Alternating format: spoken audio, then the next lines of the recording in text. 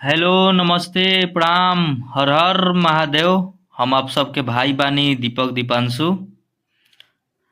आप सभी के स्वागत बाटे हमारे यूट्यूब चैनल में दीपक दीपांशु में। तो रउआ लोग कैसन बानी?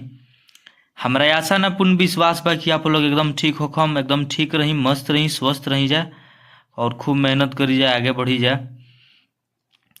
आज हम आप सब खातिर लेकर के आइल बानी बहुत ही एकदम प्यारा सा सॉन्ग बाटे, एकदम अच्छा मैटर बाटे, लगन स्पेशल गाना बाटे और वह सबके ऑर्केस्ट्रा सॉन्ग, लगन स्पेशल ऑर्केस्ट्रा सॉन्ग 2024। तर्ज बात तोहरे संगतिया के माल हई। तो हमारा आशा ना पूरा विश्वास बा कि रो सबके मैटर बहुत ही बेहद पसंद आई, सुनम जाता एकदम अच्छा लगी। तो रो सब ऐसे ही अपन भाई के प्यार आशीर्वाद और इस चैनल के खूब सारा अपन दुलार प्यार दी जाए। तो चलिए, जे भी भाई अभी तक ले इस चैनल के सब्सक्राइब नहीं के लिए प्लीज़ आप लोग सब्सक्राइब करके हमसे जुड़ी जाए, नोटिफिकेशन बेल आइकन प्रेस कर लीजिए, काहे कि जो भी वीडियो लेकर के आई नोटिफिकेशन आप सबके पास पहुंचे, ताकि आप सब उस वीडियो को देख सकी जाए।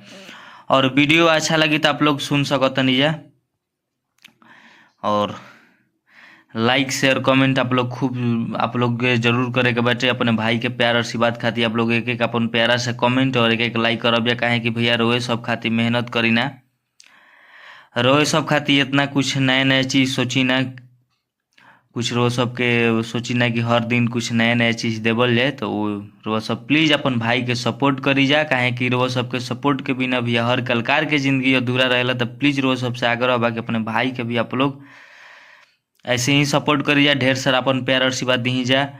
और इस चैनल के माध्यम से रो सबके बहुत सारा कुछ देहब नया चीज़, ट्रैक, न्यू ट्रैक। तो ऐसे रो सब हमारे चैनल से भी ज़्यादा से ज़्यादा आप लोग फॉलो करके जुड़ी जाए। तो ड्यूएट सॉन्ग बाटे, जहाँ दू बाटे आप लोग खुद समझदार बने हो, दू बार गावे के बा, जहाँ दू बार बा। बहुत ही एकदम प्यारा प्यारा सा लड़का लड़की दोनों के लाइन बा। तो हमारा आशा न पूर्ण विश्वास बा कि रो सबके बहुत ही बेहद पसंद आई ऑर्केस्ट्रा सॉन्ग। तो जे भी भाई के हमसे पर्सनल गाना लेबे के होई, भाई अपन कॉल व्हाट्सएप के जरिए हमसे गाना लिखवा सकतारन। जैसन भाई के गाना लिखे के होई वैसन लिखाई जी, सैड सॉन्ग, ऑर्केस्ट्रा सॉन्ग, लोकगीत, जैसन भी नया साल के जाड़ा के। तो आप सबसे यह विनती बा, आग्रह बा कि अपने भाई दीपक दीपांशु के और इस चैनल के आप सब ढेर सारा प्यार आशीर्वाद दी जाए और हमसे जुड़ी जाए। तो चलिए रो सबके देर न करते हुए हम मुखड़ा के डमी करके सुनावत तनी।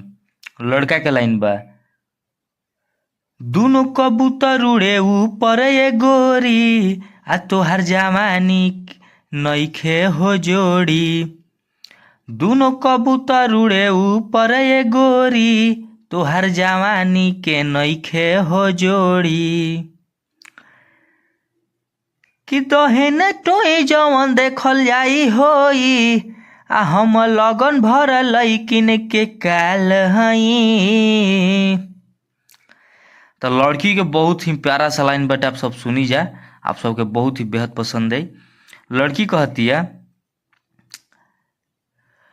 कि छुआ जनी गाल ना तो हो जाई बवाल, आ तोहरे संगतिया के माल हई। छुआ जनी गाल ना तो हो जाई बवाल, हम तोहरे संगतिया के माल हई। तेरो सबके गाना कैसन लागल, ये वीडियो कैसन लागल, आप सब कमेंट करके जरूर बतलाइब जा।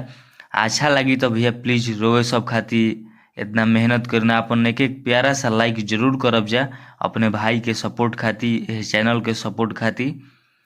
और अपन प्यारा सा कमेंट करके जरूर बतलाइब जा कि हाँ भाई कैसन गाना लिखल बड़ा, कैसन मेहनत करता रहो। अच्छा लिखम तो भैया प्लीज़ अपन प्यार दुलार, अपने प्यार आशीर्वाद अपने भाई दीपक दीपांशु का और इस चैनल के आप सब जरूर देहब जा।